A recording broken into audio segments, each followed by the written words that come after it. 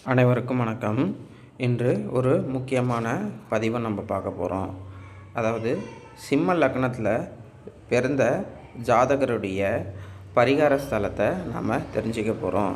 அது மட்டும் இல்லாமல் அந்த கோவில் அமைந்ததை வரலாறையும் நம்ம தெரிஞ்சுக்கலாம்.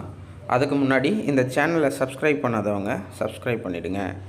அதாவது நம்ம பொதுவாக எடுத்துக்கிட்டோம் அப்படின்னா நவகிரக ஸ்தலங்கள் எல்லாமே பார்த்திங்க அப்படின்னா மயிலாடுதுறை, கும்பகோணம் இந்த ஊர்களை சுற்றியே இருக்கும். திருநள்ளாறு மட்டும் திருக்கடையூரை தாண்டி இந்த காரைக்கால் பக்கத்தில் திருநள்ளாறு தொலைவில் இருக்கும்.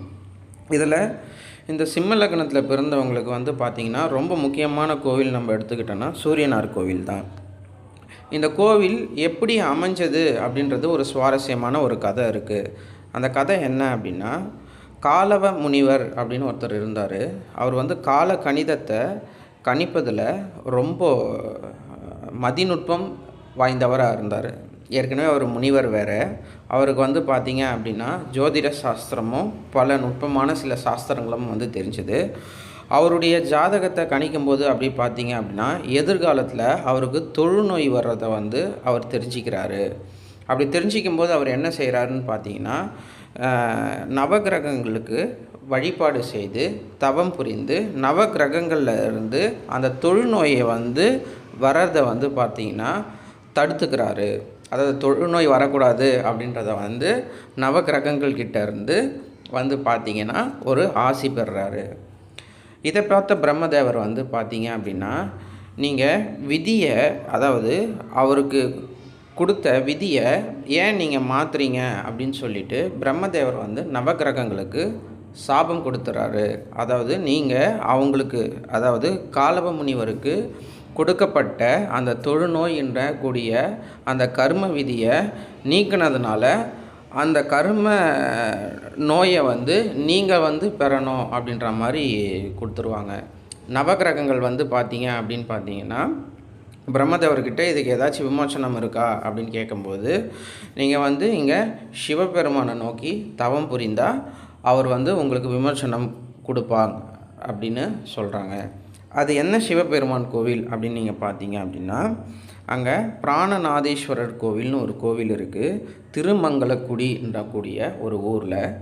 அந்த பகுதிக்கு பக்கத்தில் தான் பார்த்தீங்க அப்படின்னா பிராணநாதேஸ்வரர் கோவில் அப்படின்னு அந்த கோவிலில் பிராணநாதேஸ்வரர் விநாயக பெருமான் இருக்காங்க. அந்த விநாயக பெருமானை பிரதிஷ்டை செய்து இவங்க தபஸ் பண்ணுறாங்க. தவம் செய்யும்போது பார்த்தீங்க அப்படின்னா இந்த பிராணநாதேஸ்வரர் சிவபெருமான் காட்சி கொடுத்து அவங்களுடைய அந்த தோஷத்தை விளக்குறாங்க. இதை பார்த்த காலவ முனி பார்த்திங்கன்னா அவர் இந்த நவகிரகங்களுக்கு இதே இடத்துல கோவில் உருவாகணும் அப்படின்றத கேட்டுக்கிறாரு. ஏன்னா இவருடைய தொழுநோய்க்காக தான் பார்த்தீங்க அப்படின்னா நவகிரகங்கள் இந்த மாதிரி ஒரு நிலைக்கு வந்ததுனால இதை பார்த்த காலவ முனி பார்த்தீங்க அப்படின்னா, உங்களுக்கு காலவ முனியான நான் உங்களுக்கு பார்த்தீங்கன்னா நீங்கள் எந்த இடத்துல தபஸ் பண்ணீங்களோ அந்த இடத்துல நவகிரகங்களுக்கான ஒரு கோவில் அமையும் அப்படின்றது கொடுக்குறாங்க. இது பார்த்தீங்க அப்படின்னா இது ஒரு வரலாறு.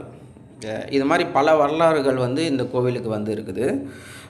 இந்த எப்போவுமே பார்த்தீங்க அப்படின்னா சிம்ம லக்னத்தில் பிறந்தவங்களுக்கு பார்த்தீங்கன்னா சூரியன் மறைவு ஸ்தானத்துலேயோ இல்லைன்னா நீச்சத்துலேயோ இல்லை அதான் 6, 8, 12ன்றது மறைவு ஸ்தானம், நீச்சமோ இல்லை பகை வீட்லேயோ இருந்தது அப்படின்னா இந்த சூரியனார் கோவிலுக்கு நீங்கள் போயிட்டு வழிபட்டுட்டு வர்றதுன்றது நல்லது.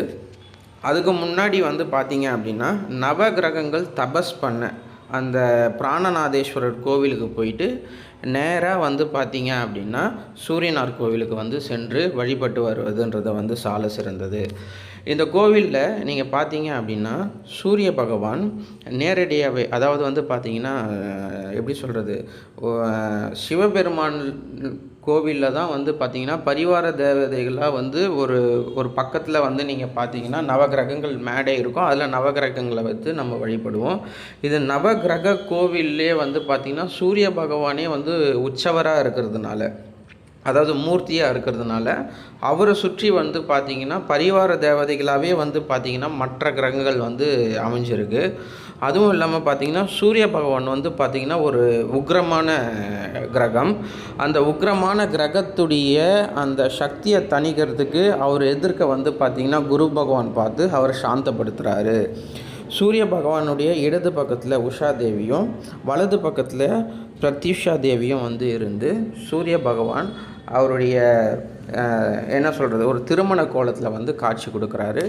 இவருக்கு வந்து பார்த்திங்க அப்படின்னா குதிரை வந்து நேரெதிரே வந்து இருக்குது அவருடைய வாகனமான. எப்படி சிவபெருமானுடைய கோவிலில் வந்து பார்த்திங்கன்னா நந்தி வந்து இருப்பாரோ, முருகப்பெருமானுடைய கோவிலில் வந்து பார்த்திங்கன்னா யானை மற்றும் மயில் வந்து இருப்பாங்களோ, அதே மாதிரி வந்து பார்த்திங்கன்னா சூரிய பகவானுக்கு வந்து இந்த வந்து குதிரை வந்து அஸ்வம் வந்து இருக்கும்.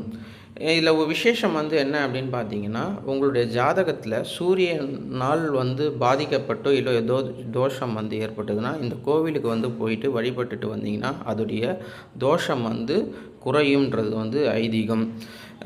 பரிகார ஸ்தலம் அப்படின்னு நம்ம எடுத்துக்கும் போது அந்த கிரகத்தினுடைய கிழமையே வந்து பார்த்திங்க அப்படின்னா அதோடைய பரிகார நாளாகவே இருக்கும். இப்போது சூரியனார் கோவில் அப்படின்னு சூரியன் நம்ம எடுத்துக்கிட்டோம் அப்படின்னா ஞாயிற்றுக்கிழமை, அந்த ஞாயிற்றுக்கிழமை எந்த ஞாயிற்றுக்கிழமை போகணும் அப்படின்னா தமிழ் மாதத்தின் முதல் ஞாயிற்றுக்கிழமை அன்று ஒரு விசேஷமான பூஜை வந்து நடக்கும்.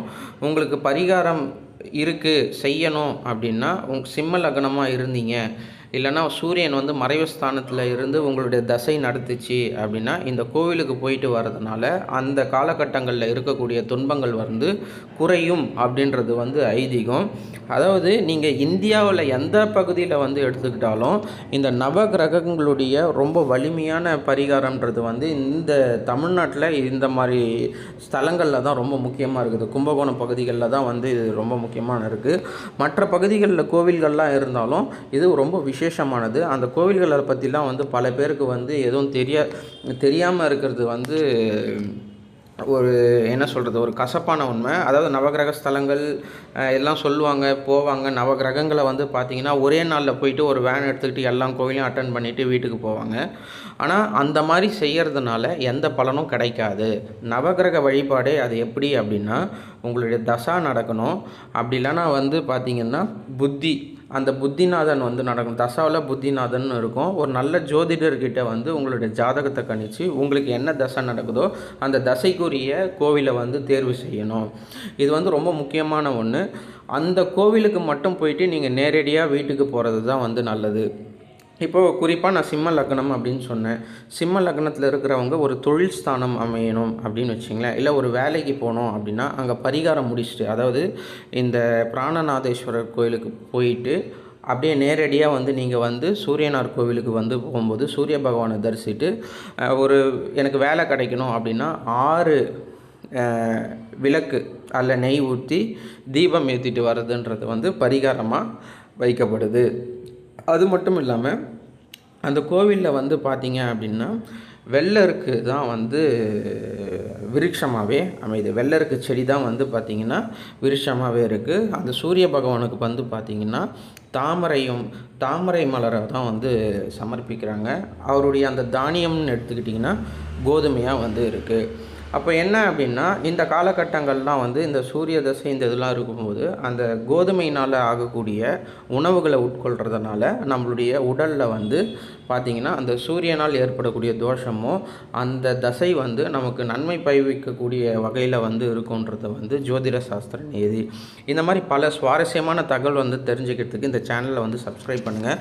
வரக்கூடிய காலகட்டங்களில் வந்து இன்னும் முக்கியமான பதிவுகளை வந்து நான் பதிவிடுவேன். உங்களுக்கு சூரிய தசையோ இல்லை சிம்ம லக்னமும் வந்து இருக்குது அப்படின்னா உங்களோட ஜாதகத்தை கணிக்கணும் நீங்கள் விருப்பப்பட்டீங்கன்னா என்னை தொடர்பு கொள்ளலாம். நன்றி, வணக்கம்.